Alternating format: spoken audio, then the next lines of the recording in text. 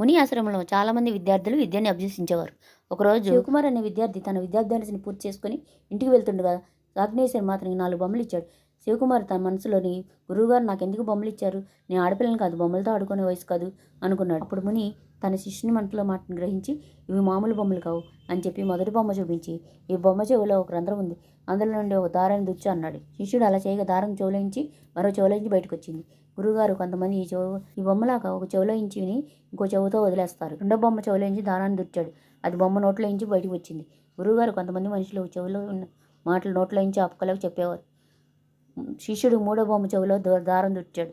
అది బయటికి రాలేదు. కొంతమంది చిన్న మాటలు మనసులోనే ఉంచుకుంటారు. అవి బయట బొమ్మ చెవిలో దారం దుచ్చాడు. అది మరి చెవిలో ఇంచి బయటకు వచ్చింది. రెండోసారి దుచ్చినప్పుడు నోట్లోంచి బయటకు వచ్చింది. మూడోసారి బయటికి రాలేదు.